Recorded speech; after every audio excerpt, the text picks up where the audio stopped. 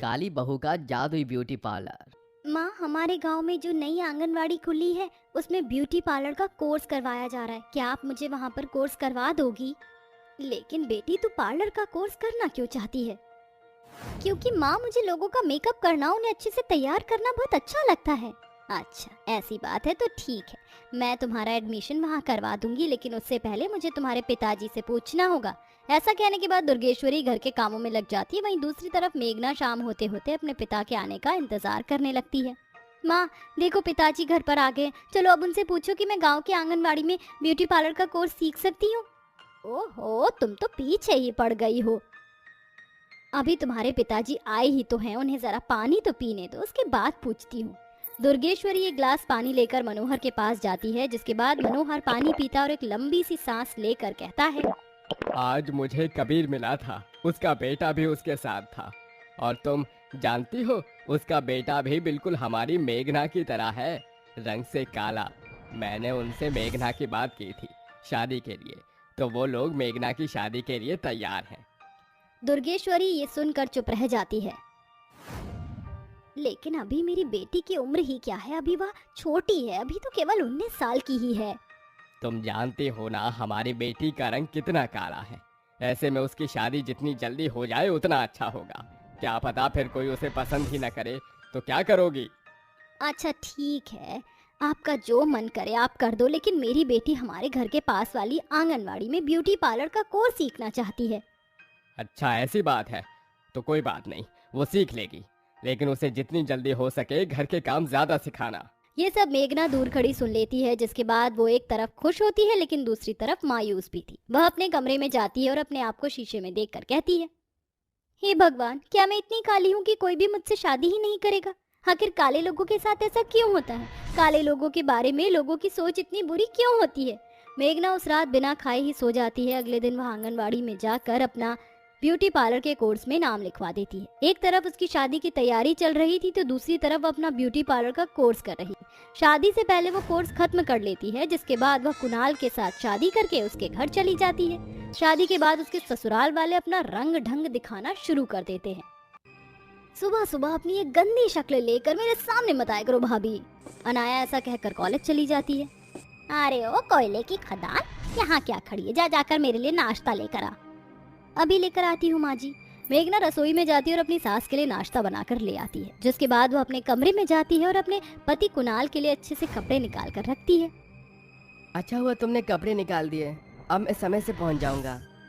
कुणाल अपने कपड़े पहनकर ऑफिस निकल जाता है, जहाँ मेघना की सास और उसकी ननद उसके ऊपर अत्याचार कर रही थी। वहीं उसका पति उसे काफी प्यार किया करता था, लेकिन एक दिन उसकी नौकरी छूट जाती है, जिसके चलते घर में कई सारी परेशानियां शुरू हो जाती हैं। जब से मेरी नौकरी छूटी है तब से घर में कोई ना कोई परेशानी आती ही रहती है। मैं जानती हूँ आपको इस प्रकार घर में बिल्कुल भी अच्छा नहीं लग रहा, लेकिन अगर आप चाहें तो मैं आपकी मदद कर सकती हूँ। मैंने पार्लर का कोर्स किया हुआ है, अगर आप मेरी एक पार्लर की शॉप खुलवा दोगे तो मैं आपकी थोड़ी मदद कर सकूंगी। कुणाल मेघना को बहुत समझता था, जिसके चलते वह उसकी दुकान खुलवा तो देता है, लेकिन मेघना की दुकान पर उसके काले रंग की वजह से कोई नहीं आता। इस प्रकार तो मेरा ये पार्लर चलेगा ही नहीं। इस पार्लर को खुले हुए पूरा आज 1 महीना हो गया, लेकिन मेरे पार्लर में एक भी कस्टमर नहीं आया। एक काम करती हूँ, अब इसे बंद ही कर देती हूँ। ऐसा सोचकर मेघना पार्लर बंद करने वाली होती है, लेकिन तभी वहाँ कुछ अंग्रेजन मेघना के पार्लर के बाहर आकर खड़ी हो जाती हैं। ज़रा रुकिए, अपना पार्लर अभी बंद मत कीजिए। हम सभी पास वाले गांव के फंक्शन में आए थे, लेकिन इस गांव में कोई पार्लर वाली नहीं है। हमें तैयार कर दीजिए, हमें परफॉर्म करना है।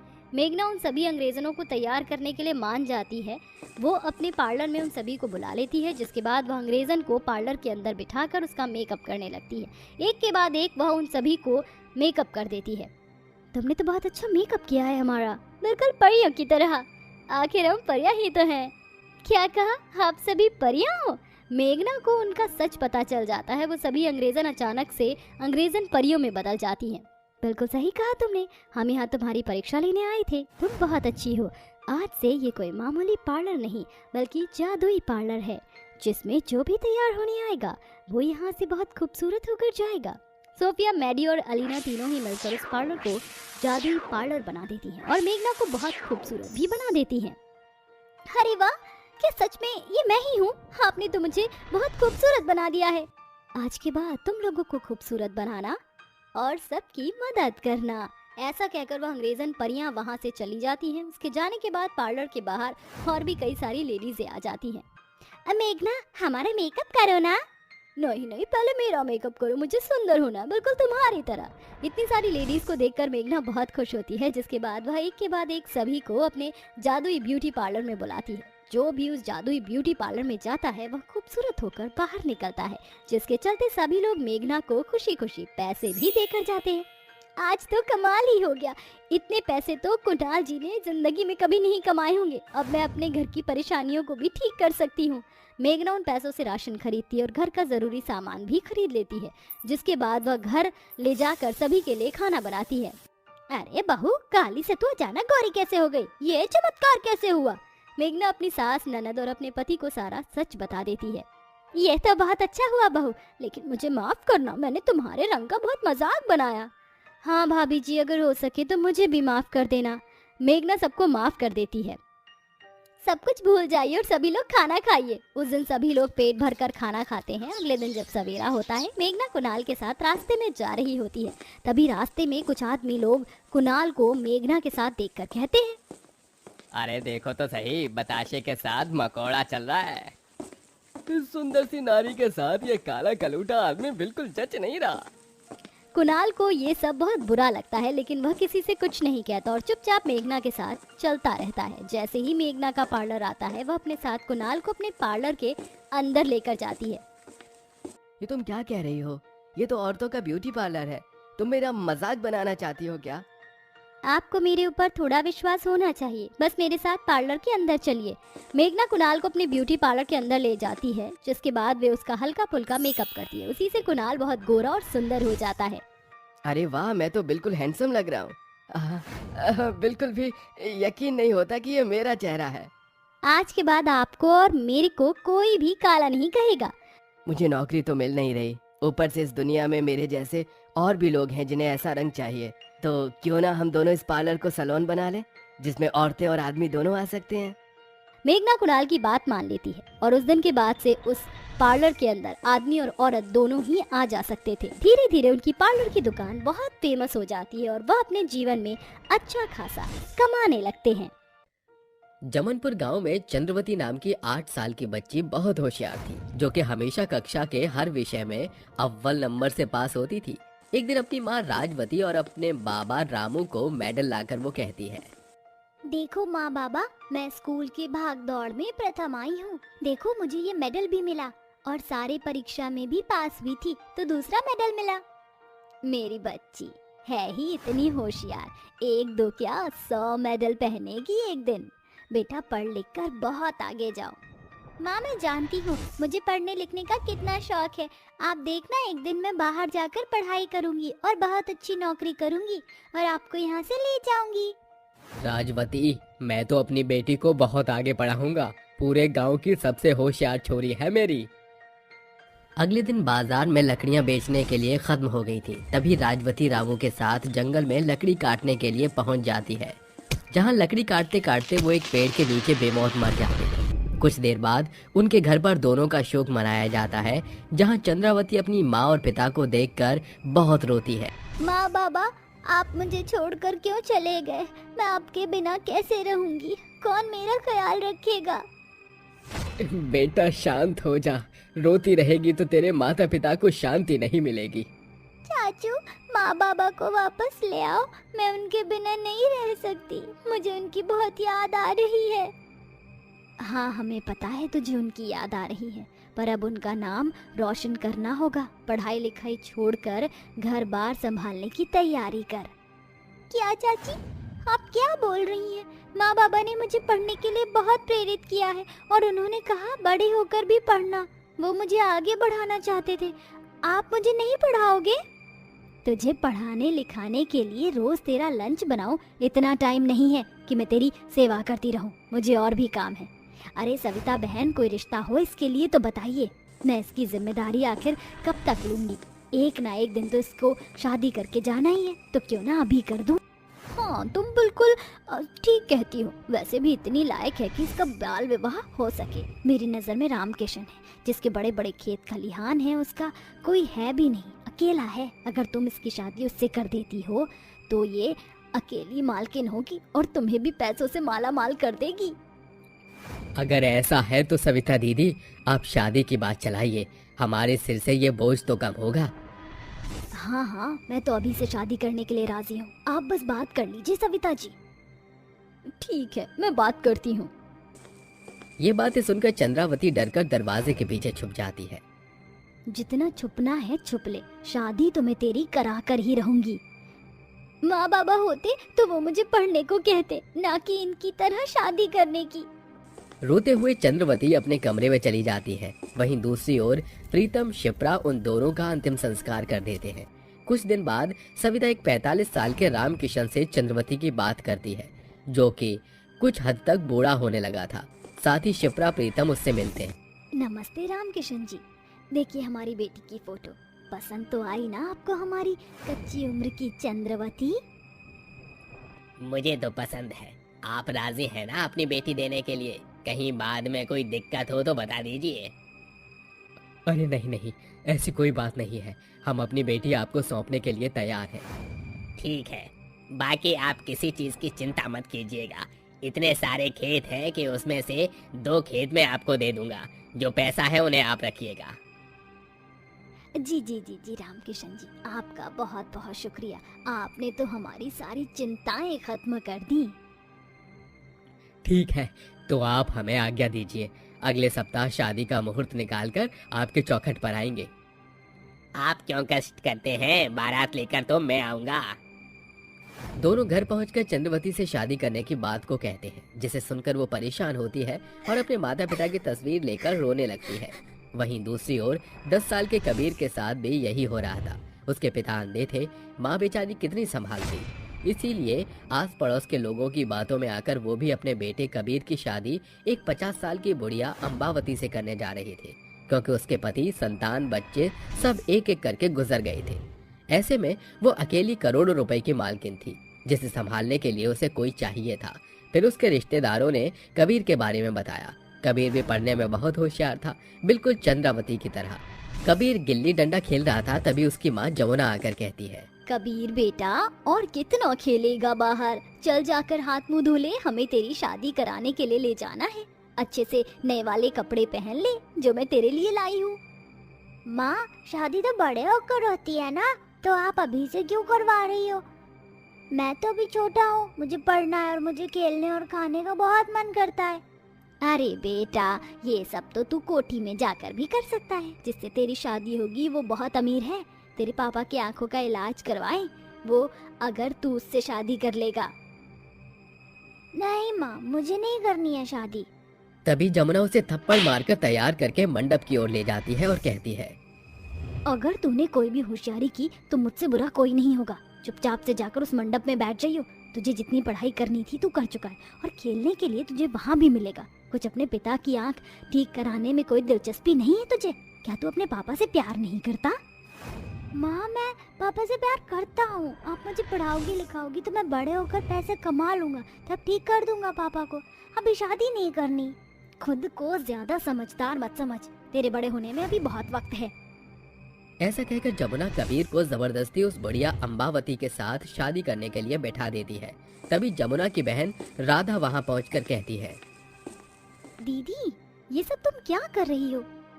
रुक जाइए पंडित जी, आगे एक और मंत्र पढ़ने की कोई जरूरत नहीं है। आपको दिखाई नहीं देता आप 10 साल के बच्चे की शादी 50 साल की बुढ़िया से करा रही हैं? बाल विवाह का मतलब जानते हैं? और इसके कानून के बारे में आपको कुछ पता है? पुलिस को बुलाया तो 10 साल के लिए अंदर जाओगे। अरे नहीं नहीं, मैं तो इनके कहने पर अपना पंडिताई का काम कर रहा था। मुझे क्यों बीच में घसीट रहे हो भाई? क्योंकि आप बाल विवाह कराने के लिए उत्तरदायी हैं। तेरी हिम्मत कैसे हुई बीच में आने की? तू जानती भी है मुझे क्या लाभ हो रहा था। आपको अपना फायदा दिख रहा है, लेकिन आप छोटे से बच्चे की जिंदगी बर्बाद कर रही हो। वो आपके लिए मायने नहीं रखती। ए लड़की, फोन उसका, सिम कार्ड मेरी, बीच में तू मिस कॉल देने वाली कौन है? हाँ, उस लड़के की मैं मौसी हूँ, मतलब माँ जैसी। उसकी माँ तो अपने पति की तरह पैसों में अंधी हो गई है। पर मेरी आंखें अभी भी खुली हैं। ऐसे केस में दर्ज करूंगी ना तुझ पर बुढ़िया कि बची कुची जिंदगी भी तेरी जेल में कटेगी। हाँ हाँ, ये लड़की बिल्कुल ठीक कहती है। अच्छा हुआ जो आपने ये बाल विवाह होने से बचा लिया, वरना न जाने उस बेचारे बच्चे का क्या होता। तू पहुंची कैसे यहाँ? मैंने तो तुझे बुलाया नहीं। तुम शायद भूल रही हो दीदी, कबीर फर्स्ट आता है या उसे चोट भी लगती है ना तो वो मुझे कॉल करके बताता है। तो क्या इतनी बड़ी बात वो मुझे बच्चा बताता नहीं? ए बुढ़िया, तू यहाँ से अपना लहंगा चोला उठाकर जाती है, पुलिस को बुलाऊं? ये लड़की, ये तूने मेरे साथ ठीक नहीं किया, देख लूंगी तुझको। तो एक दिन मैं फिलहाल के लिए जा रही हूँ यहाँ से। सुनो लड़की, पास के मंदिर में एक छोटी सी लड़की और है जिसकी शादी एक वृद्ध आदमी से हो रही है, उसे भी जाकर बचा लो, क्योंकि हम तो रोक नहीं पाएंगे। बाल विवाह करवाकर बच्चों की जिंदगी नर्क बनाने की ठान ली है। आप मुझे वहाँ ले चलिए। तभी राधा पुलिस को कॉल करके उसी मंदिर में बुलाती है। पुलिस को देखते ही पंडित 9-2-11 हो जाता है तो रामकिशन कहता है, अरे अरे ओ पंडित, कहाँ जा रहा है? मेरी शादी तो करा दे। शादी तो हम तेरी करवाएंगे जेल में। बाल विवाह करने का जुनून हो गया ना थारे को। अरे मुझे माफ कर दो, क्योंकि इसकी शादी इसके चाचा चाची करवाना चाहते थे जबरदस्ती, मैं नहीं। अच्छा, तो यही है ना वो दोनों? कांस्टेबल, इन तीनों को अरेस्ट करके गाड़ी में डालो। बेटा, तुम ठीक तो हो ना? चिंता मत करो, तुम जितना चाहो उतना पढ़ लिख सकती हो। मुझे बताया लोगों ने कि तुम कितनी होशियार हो पढ़ाई में। हाँ दीदी, मुझे पढ़ना लिखना बहुत पसंद है, पर अब मैं कैसे पढ़ाई करूंगी? मैं हूँ ना, मैं तुम्हें पढ़ाई करवाऊंगी, मेरे साथ चलो। उस दिन राधा 2 बच्चों का बाल विवाह होने से बचा लेती है, साथ ही चंद्रवती की जिम्मेदारी वो खुद लेती है। सालों बाद दोनों बच्चे पढ़ लिख कर सरकारी ऑफिसर बनते हैं। इस कहानी से हमें ये सीख मिलती है कि बाल विवाह को रोककर हमें बच्चों की पढ़ाई पर ध्यान देना चाहिए, जिससे वो अपना उज्जवल भविष्य बना सके। संध्या को देखने के लिए लड़के वाले घर पर आए थे। संध्या की माँ ममता और उसके पिता लड़के के माता पिता से बात कर रहे थे। देखिए, हमारी बेटी बहुत गुणवानी और संस्कारी है, ऐसी लड़की आपको कहीं नहीं मिलेगी। ये तो अच्छी बात है, लेकिन आपकी बेटी कहीं दिखाई नहीं दे रही। अपनी बेटी को तो बुलाइए। हाँ क्यों नहीं, अभी बुलाता हूँ। रुपेश अपनी बेटी को आवाज लगाकर बुला लेता है। लो बहन जी, हमारी बेटी आ गई। लता जैसे ही संध्या को देखती है, संध्या को देखने के बाद वो अपना मुंह सा बना लेती है। अरे संध्या बेटा, आओ अपने होने वाली सास के पास आकर बैठो। अरे नहीं नहीं, इसकी क्या जरूरत है, जरा मुझे कुछ काम याद आ गया है। चलो भाई साहब, मैं चलती हूँ। लता, ये तुम्हें अचानक से क्या हुआ? ऐसा कौन सा काम है जो तुम यहाँ से अचानक से जाना चाहती हो? लता गोविंद के कान में कहती है। देखिए, मुझे ये लड़की पसंद नहीं आ रही, इसका रंग तो देखिए कितनी काली है ये। गोविंद लता की बात सुनने के बाद हैरान रह जाता है, वो कुछ कह नहीं पाता। लता अपने पति गोविंद को लेकर वहाँ से चली जाती है, जिसके बाद बेचारी संध्या अपने माता पिता के सामने रोने लगती है। जानती हूँ कि ये लोग यहाँ से क्यों गए हैं, क्योंकि मैं सुंदर नहीं हूँ, मेरा रंग काला है। और सही बात यह है, कोई भी औरत इतनी काली लड़की को अपने घर की बहू क्यों बनाना चाहेगी? नहीं बेटी, तू ऐसी बातें क्यों कर रही है? तू तो बहुत सुंदर है, तेरे जितनी सुंदर लड़की कोई नहीं है। तुझे ऐसा नहीं सोचना चाहिए, लोगों की सोच ही बेकार है। हाँ माँ, मैं बेकार में ही हार मान गई। कोई बात नहीं, ये लोग चले गए तो क्या हुआ, कोई ना कोई तो मुझे जरूर पसंद कर ही लेगा। ऐसे ही दिन पे दिन गुजरते हैं, लेकिन संध्या को कोई पसंद नहीं करता, जिसके चलते उसके कई सारे रिश्ते ऐसे टूट जाते हैं। लेकिन एक हेमलता नाम की औरत संध्या से अपने बेटे कबीर का रिश्ता तय कर देती है। अरे चिंता मत कीजिए भाई साहब, आप बस अपनी बात पर रहिएगा, बाकी तो हम आपकी बेटी को अपने घर पर खुश ही रखेंगे। मैं अपनी जुबान देता हूँ बहन जी, आप टेंशन मत लीजिए और शादी की रस्में शुरू कर दीजिए। दोनों परिवारों के बीच में शादी की रस्में शुरू हो जाती हैं और वो दिन भी आ जाता है जिस दिन संध्या शादी करके अपने ससुराल चली जाती है। शादी के पहले दिन पर ही उसकी सास हेमलता उससे कहती है, तेरे पिताजी ने तेरा लहंगा तो बहुत ही महंगा खरीदा है, जाओ जल्दी से इसे चेंज करके साधारण कपड़े पहनकर आ जाओ, क्योंकि इतना महंगा लहंगा पहनकर तू घर के काम तो नहीं कर पाएगी। ये सुनकर संध्या को थोड़ा अटपटा तो लगता है, लेकिन वो अपनी सास की बात मानकर लहंगा उतार देती है और साधारण कपड़े पहनकर घर के कामों में लग जाती है। ऐसे ही दिन प्रतिदिन वो एक नौकरानी की भांति घर में सारे काम करती और उसकी सास और उसका पति उसे जरा भी इज्जत नहीं देता। इससे अच्छा तो मेरी शादी ही ना होती, कम से कम मैं अपने घर पर खुश तो रहती। इस खालीपन की वजह से मुझे कितनी जिल्लत भरी जिंदगी झेलनी पड़ रही है। तभी वहाँ उसकी सास आ जाती है और उसको देखकर कहती है, महारानी, यहाँ मुफ्त की रोटी तोड़ने के लिए आई हो क्या? जल्दी से इस घर की साफ सफाई करो, कुछ मेहमान घर पर आने वाले हैं। हेमलता ऐसा कहकर चली जाती है, जिसके बाद बेचारी संध्या रोते हुए घर के काम करने लगती है। कुछ ही देर में घर पर मेहमान आ जाते हैं और संध्या उनके लिए नाश्ता बनाने लगती है। तभी संध्या हेमलता को अपने बेटे कबीर के लिए एक औरत से रिश्ते की बात करते हुए सुन लेती है। ये क्या, मेरी सास मेरे पति का दूसरा रिश्ता करना चाहती है? मेरे होते हुए ऐसा कैसे हो सकता है? संध्या रसोई में रो रही थी, तभी वहाँ हेमलता आ जाती है। अभी तक मेहमानों को नाश्ता नहीं दिया तूने? आपने ऐसा सोचा भी कैसे कि आप मेरे होते हुए कबीर जी की शादी किसी और लड़की से करवा दोगी? मेरे होते हुए ऐसा नहीं हो सकता। जरा सोच तो सही, तेरे जैसी बदसूरत लड़की से कोई अपने बेटे की शादी क्यों करवाएगा? मैंने तुझसे शादी इसलिए करवाई थी क्योंकि तेरे पिता ने हमें खूब सारा दहेज दिया था, समझी? अब जल्दी से नाश्ता लेकर आओ। ऐसा कहने के बाद हेमलता वहाँ से चली जाती है, जिसके बाद बेचारी संध्या अपनी किस्मत पर रोने लगती है। बहुत हुआ, जिस घर में मेरी कोई इज्जत नहीं उस घर में मैं एक क्षण भी नहीं रह सकती। मैं जा रही हूँ ये घर छोड़कर।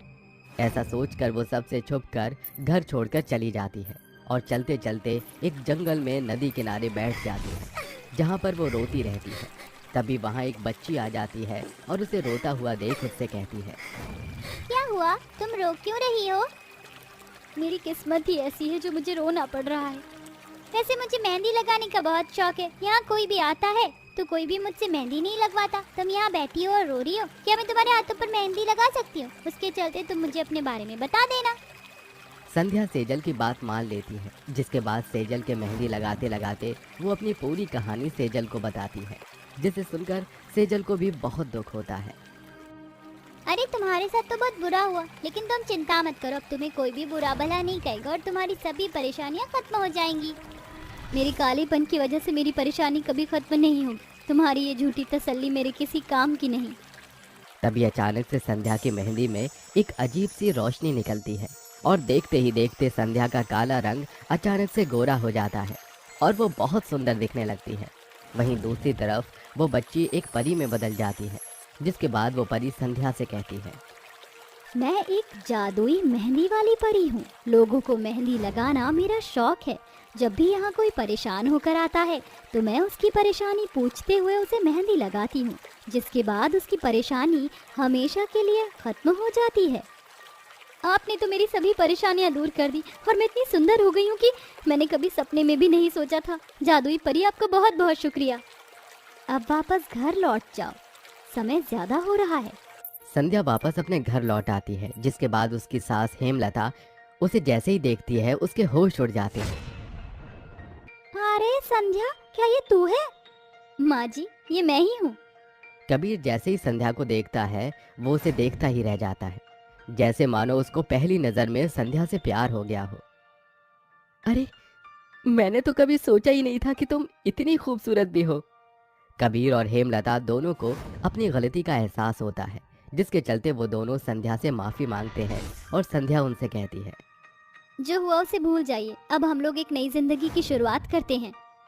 एक जादुई मेहंदी संध्या की जिंदगी इस प्रकार बदल देती है, जिसके चलते वो अब अपने ससुराल में खुशी खुशी रहने लगती है।